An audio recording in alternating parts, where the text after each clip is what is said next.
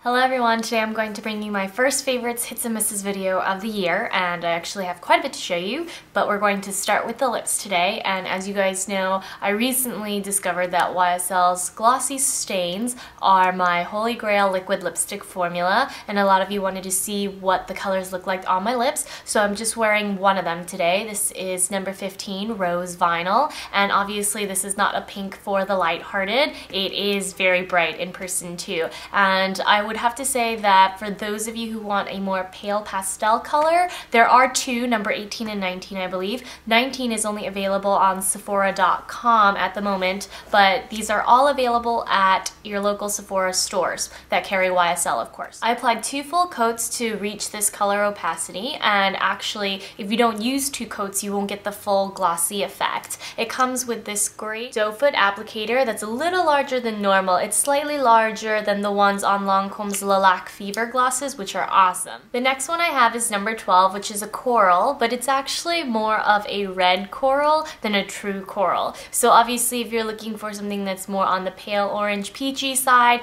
this is definitely not for you. But between the two, I definitely think I prefer the formula of 12. Number 15 does have shimmers in it, and you can see that on my blog on the swatches because the light reflects the golden shimmers a little bit. But I feel like the formula of the ones without shimmer, like number 12, are just a little smoother and slightly more moisturizing. So between the two, I still think that they're great. I just happen to prefer number 12 because, as you guys know, my lips are really sensitive to glitters and they dry up easily. So these are awesome stains, probably the best stains on the market. And a lot of you have been asking if they're similar to the Chanel Rouge Allure Lacs, and they are not very similar at all. The lacs have much more slip on my lips anyway. And while both formulas are moisturizing, I think my lips maintain a more optimum moisture level with these. The color doesn't slip and slide around my lips. It doesn't fade significantly. The gloss stain is the first to go, but even after that, my lips are a really nice rosy color, especially with this one. It stains really nicely, even better than number 12.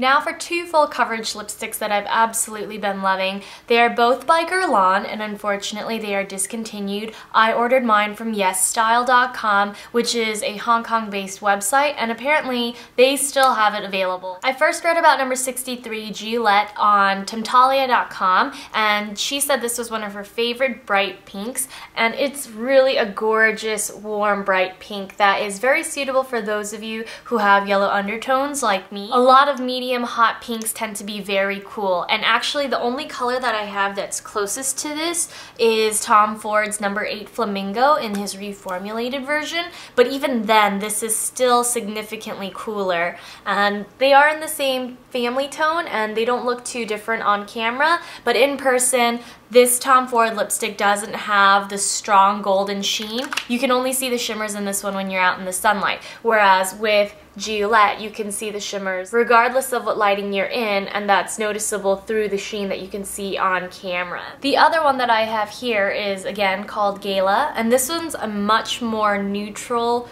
wearable everyday pink. That's right here. And it's kind of more of an amped up version of this season's number 74. This one is significantly more sheer for some reason, and I think it's just the different formula. Spring usually calls for a more translucent lip color. And now for my last lipstick of the day. This one's by Cogendo, and it is PK02 Coral Pink, and this one is the perfect coral pink nude. It looks really sheer on the back of my hand, but actually on the lips it provides a perfect veil of color. It's very natural and it works really well with my skin tone. I actually wanted to purchase more of these, but the other ones contained shimmers, so I just passed. I really love cream lipsticks. They tend to do best with my very dry, sensitive lips. So I highly recommend this, and I will be doing a special little giveaway for this particular lipstick in the next couple weeks or so. I have a full Cogendo review coming up. And speaking of more Cogendo products, I actually have been loving their Aqua Foundation. I actually suit the OC2 color best, even though it's just a touch dark for me at the moment since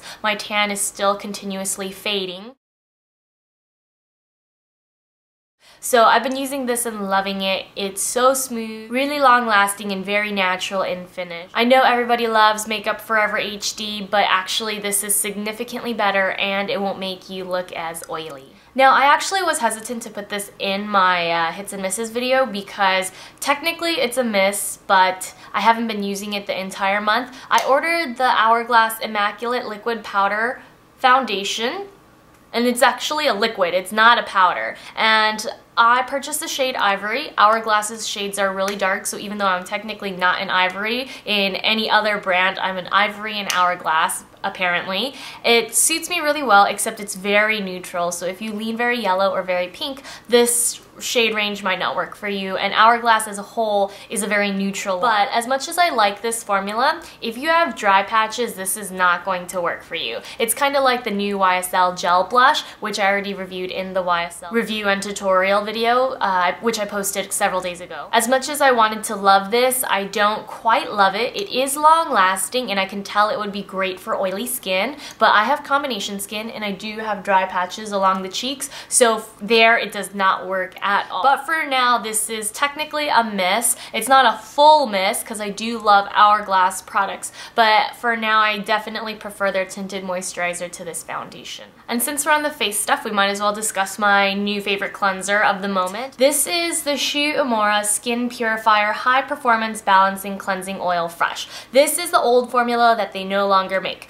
And before I move on any further, Shu Uemura is the American pronunciation and Shu Uemura is the Japanese pronunciation. But if you call the Shu Uemura line, they pronounce it Shu Uemura. They don't say it in the Japanese way. So that's why recently, instead of saying Shu Uemura in the videos, I've been saying it Shu Uemura. I just wanted to make that clear because no matter which way I say it, I get a comment saying that I said it wrong. It's okay to say it both ways, okay?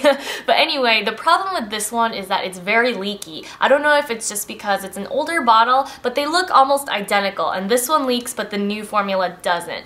I do, however, prefer this one just a little bit more because it's a little thicker, and if you don't like cleansing oils or if you're new to cleansing oils, you might not have liked this one either. But I like a really rich cleansing oil, and this never broke me out. It wiped off my makeup really well. It's great if you don't like using Lancome Bifacil or any other duo phase eye makeup remover. These really work, but I highly recommend that you take out your contacts before, you know, really getting it into your mascara. I don't exactly have any issues with this new version either. I do love it.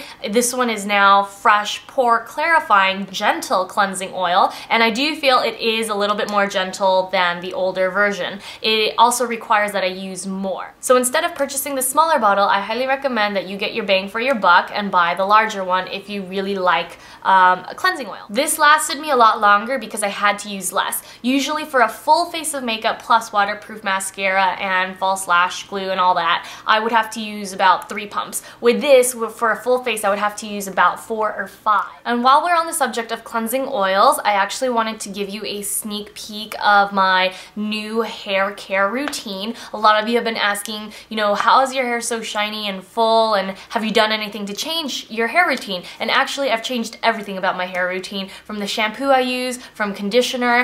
Let me just say, I no longer wash my hair every day. I've never felt that I could find a product that would transform my hair the way this new product has. And this is Shu Uemura's Cleansing Oil Shampoo. So it's kind of the same concept as the cleansing oil for the face. It's supposed to retain the moisture levels in your skin and hair, yet still remove all the impurities in one step. And this has been a godsend for me. It does cost an arm and a leg. It's the most expensive shampoo I've ever used in recent memory, but it is worth every penny. I'll just read you the quick description on the back of the bottle. This paraben and silicone-free formula with onsen-inspired ferment, known in Japan for their purifying virtues, gently cleanses all hair types while respecting the balance of the scalp. The lightweight cleanser provides radiance with a unique, airy touch. And let me just say, this whole unique, airy touch sounds very ambiguous, but my hair feels fuller and lighter, but not dried out. The first time I used this cleansing shampoo though, I used too much. I used about 4 or 5 pumps, and that is way too much. That's how much I used to use for my other shampoos, but with this I only require 2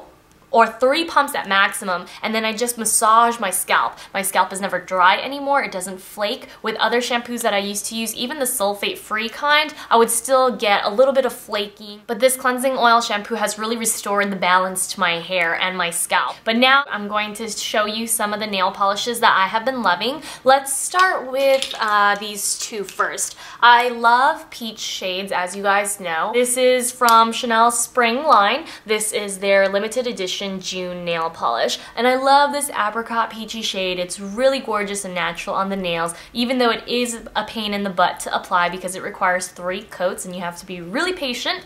But when I want a slightly more fun color that doesn't require so much maintenance, it's really perfect in 1 coat, I reach for my Julep Hayden nail polish, and it's actually a neon orange, and as you can see it's quite lighter than June, but it's just a really nice contrast to a more office appropriate nail polish. I would never wear Hayden to a meeting or to work, but it's definitely a fun polish that you can put on your hands or toes if you want to play the safer route. And now for the butter polishes. I purchased 4 out of 5. The only one that I didn't purchase is called Trout Pout, which is a neon coral. It's the same concept as this Hayden polish by Julep, and it's much brighter than this. This is actually a very pale neon.